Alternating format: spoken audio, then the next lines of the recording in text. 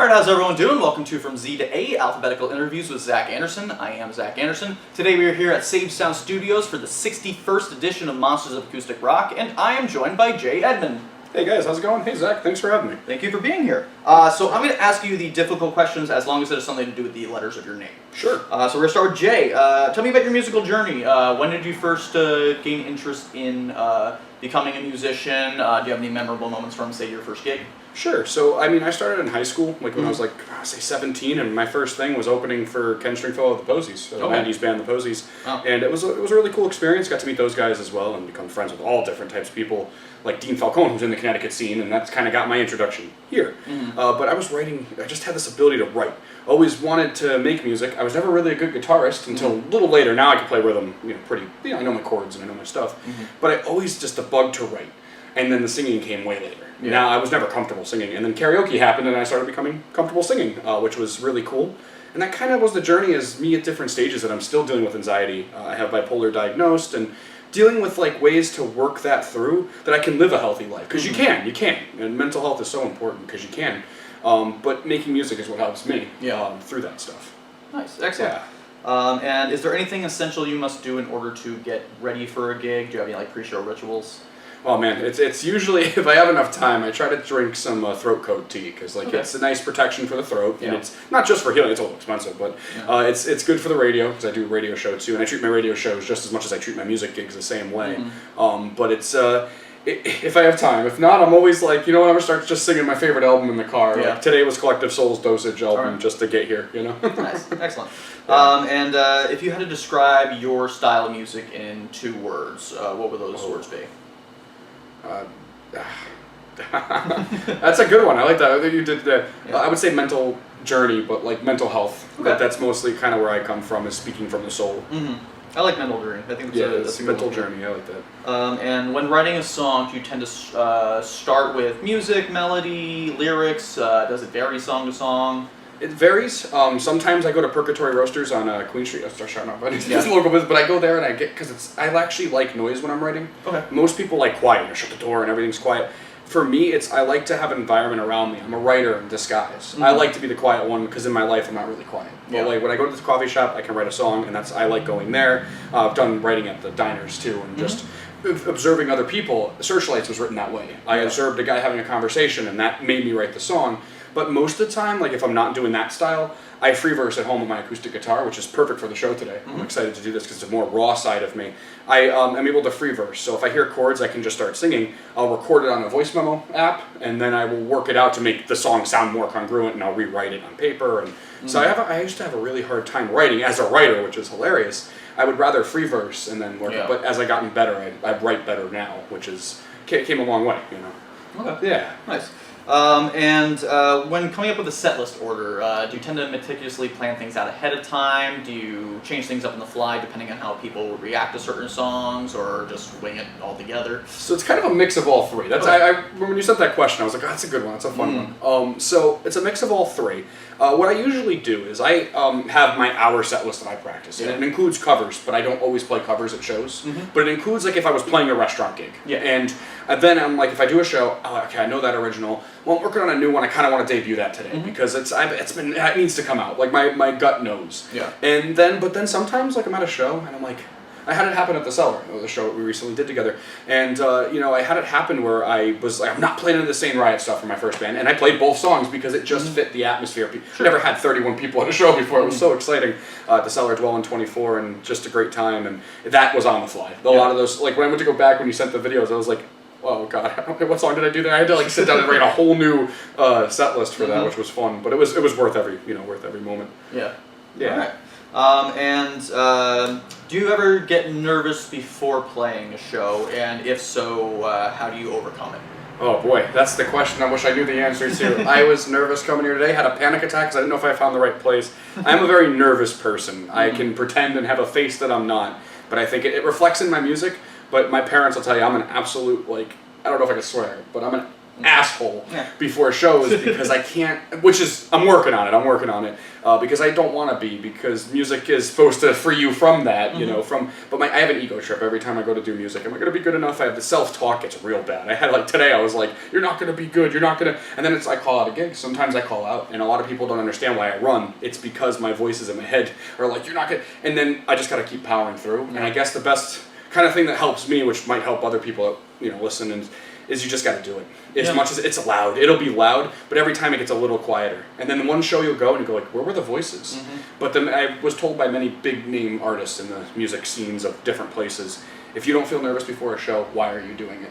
You should be nervous a little bit, just a little bit. Now, if it's, you know, your life-threatening nervousness, you got to kind of figure out that might be something else. But I definitely do get nervous before shows. I think it makes the show good though. Like it does, but I wish I was a little like, I wish I could do it, like get nervous here, not on the way here driving. Right.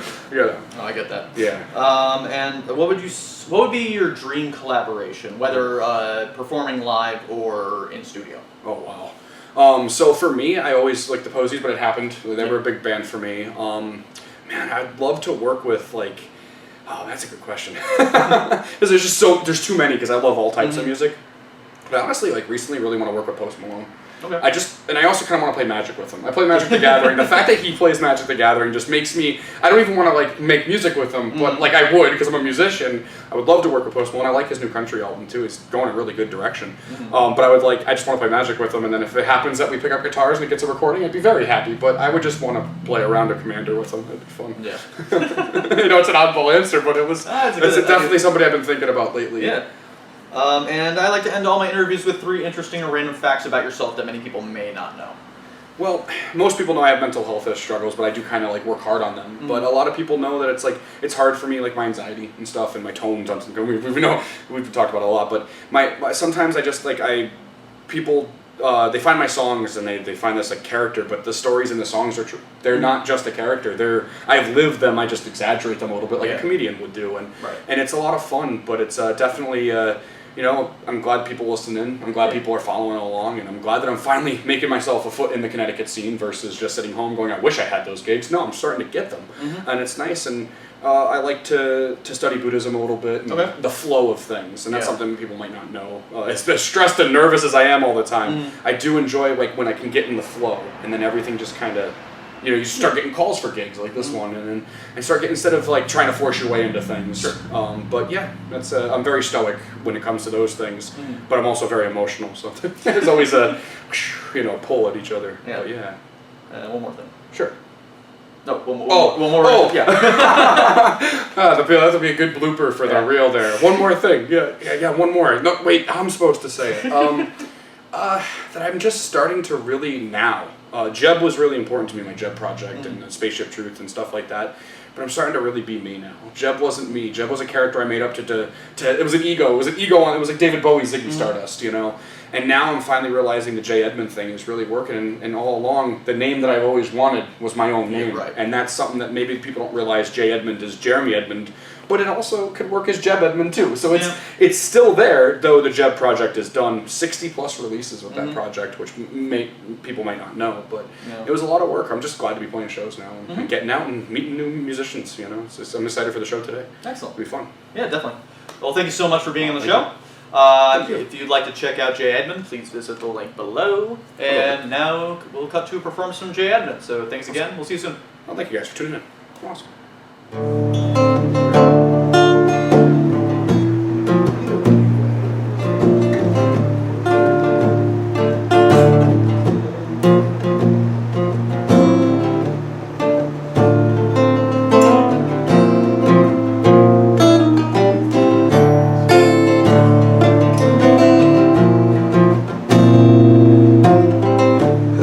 Traveler from space, do you have the time?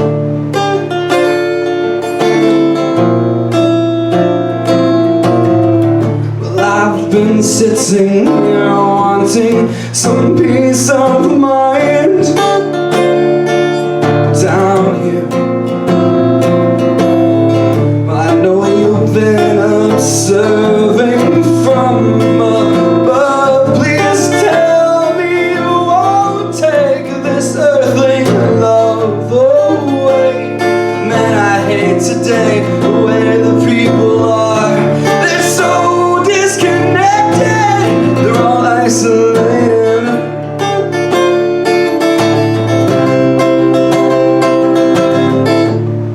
I know so many false idols, false gods, false pretenses. Nobody can stay on the same page for a matter of time, and it's so frustrating. Nobody listens anymore. Man, I think you took my granted for granted. Well, if you liked here, just know it's a total waste of your time. If you land here, just know we haven't evolved right.